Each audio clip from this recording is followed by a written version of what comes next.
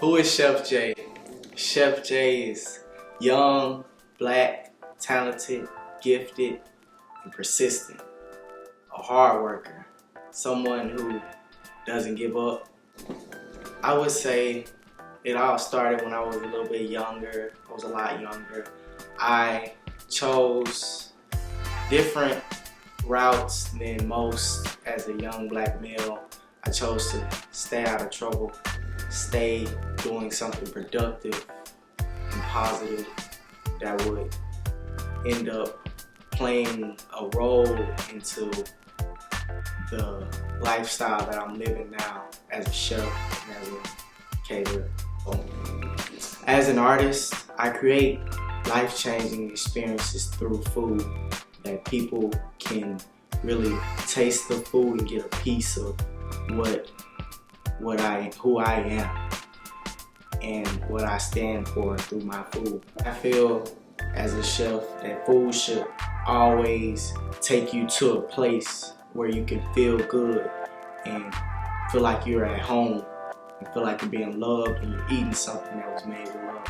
So that's what I do it for. I do it for the people. When I'm creating a meal, I think about the people that are going to partake, and I think about the experience that they are going to go through while they're eating my food. The experience that make you happy, make you question, like, what is this? You know? The thing that makes my food unique is the experience that you get while you're eating my food.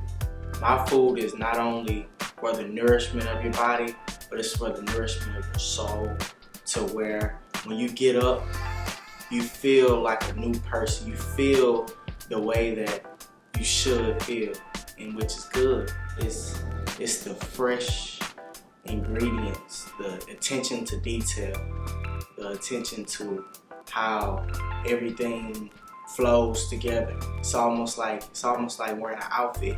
You put on an outfit that makes you feel a certain type of way, and you look great, and you sound great, but it's the same thing with food. You gotta look great, taste great, and make people feel great. And cooking is something that I'm willing to be all the way in. Blood, sweat, and tears.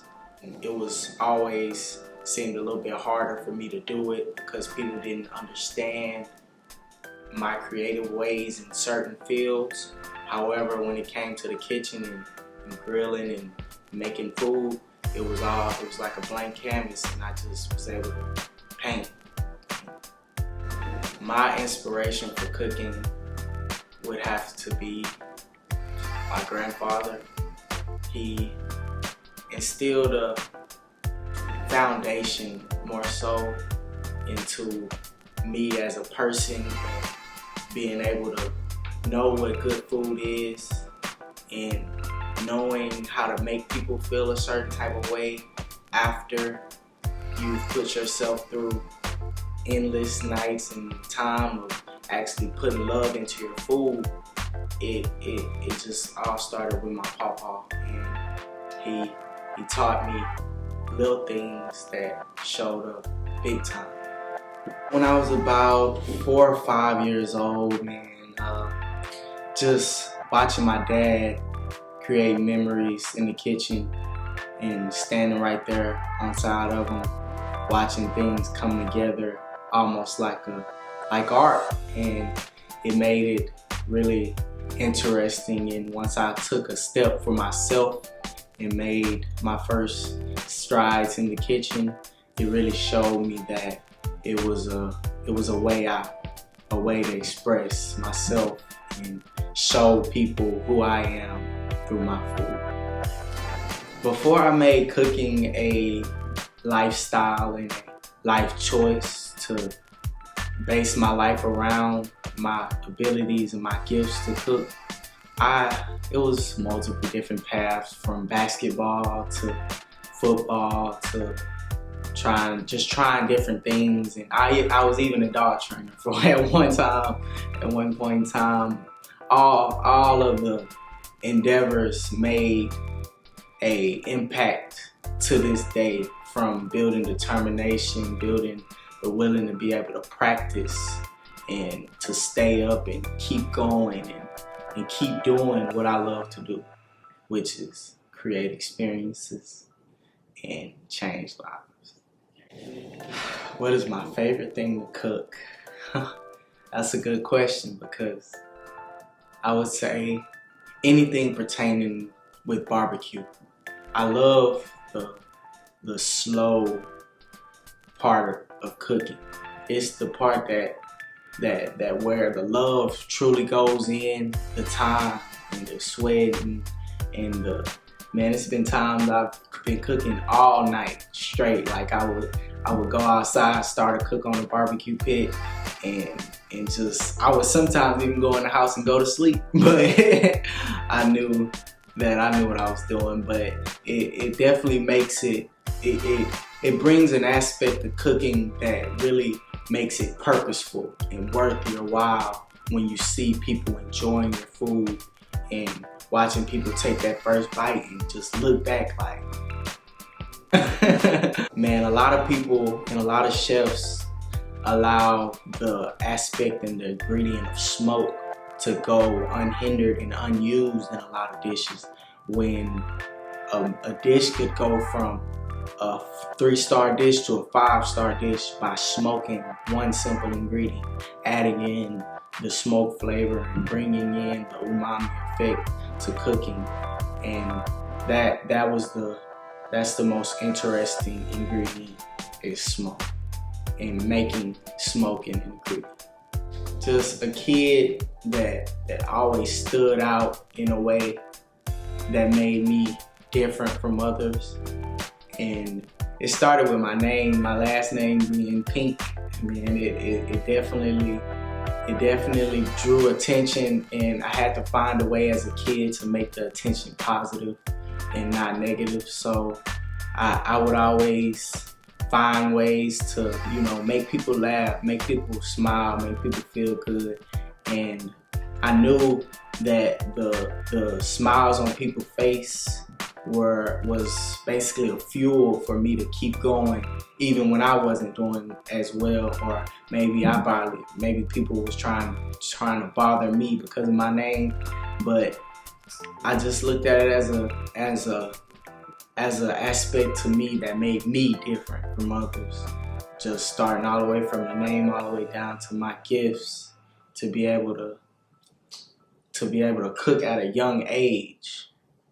My grandmother is 74, and wait, how old is she? Wait, 70. No, Granny's 72.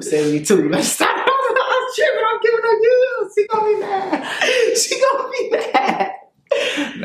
When people tell you it's no food at home, I'm basically the chef that can prove to you that there's food at home. So my 72-year-old grandmother, she just has been an inspiration all around the board, man. It was wonderful to be able to still have my grandmother and to be able to allow her to see me grow and see me try different things. So that dish came from just trying to give my grandmother a healthier diet, and to where she wouldn't have to spend as much. You know, it was a cheap, affordable, quality meal, and it was with healthy ingredients. So, and it was at a time where she was trying to cut back on meat. So I found a way to, you know, bring in the heartiness that you get from having a protein-packed meal. However, it was all vegetables.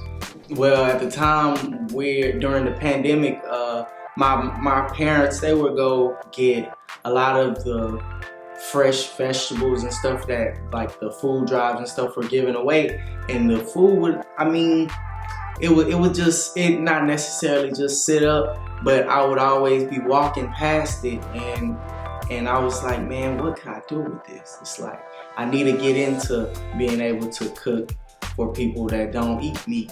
So it was a chance for me to take my skills to another level, to be able to bring that same wow effect from vegetables, and to be able to do the things that I was able to do since 4 and 5.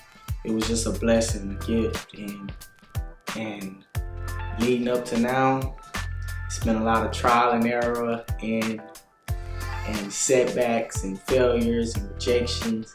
However, I always kept going and did the best that I could do, kept God first, and it's only been up from here. People's reaction to me cooking was more so about once they tasted the food. It was in them seeing me do it. It was impressive, but once they tasted the food, it always blew people's mind, and it also blew my mind off of it being able to take and make food taste the way that it tastes, and me not being ever attended any type of cooking classes. It was just, I just knew it was a gift, and to be able to do it and make people really stop in their tracks at such a young age, I just knew some way it would come back to help me later on in the long run. I would say this is my way, being Chef Jay. My first experience with cooking for a large group had to be for my older cousin's graduation, when I barbecued for about 30, 40, 50 people, and that was my first time barbecuing all night, and it was just a surreal moment to see all of the people at the party constantly asking, like, who made this? Like, who did this? Like, I was about at least 14. I think I was about 14 when that happened. My uncle pointed at me. It was like this 14-year-old kid. Almost nobody believed it. No one could really just grasp that I made it happen to the point to feed 30 to 40 people. And it was more of a situation, and it didn't even feel like it. It just felt like I was doing what I love to do. And by the end of the day, seeing the bottom of the trays was a good sign. I would say I do it for the community of minority that are stuck in a loop of the same thing, always consistently seeing the same things like McDonald's and fast food, which is also causing a big impact on obesity and other factors that fast food just makes worse. So my purpose is to give a different outlook on what food is for the younger community and people like myself, young black minority, that don't really know or won't probably ever get to experience some of the dishes and recipes that I've made, because these are recipes that are coming out of 5-star restaurants, and these recipes are like a lot of love are being put into them, and it's just, you don't get that often. Definitely not in where I'm from. So what would I tell a younger me? I would tell him that the best thing about him is that he is different, and that he does stand out naturally, and that by him standing out, it's the best thing for him. It's gonna keep him out of a lot of trouble. It's gonna keep him out of a lot of things that's not for him. So by you standing out and you building your own path and taking your own route and working hard and never giving up, it's gonna be the best thing you ever could do. I see myself being one of the world's most renowned black young chefs, artists, a creator, just an all-around helpful person, all around useful and purposeful, and very driven to make an impact on just the whole world that's around. My name is John Pink Jr. and I'm 18 years old, and I'm the owner of Jay's Life.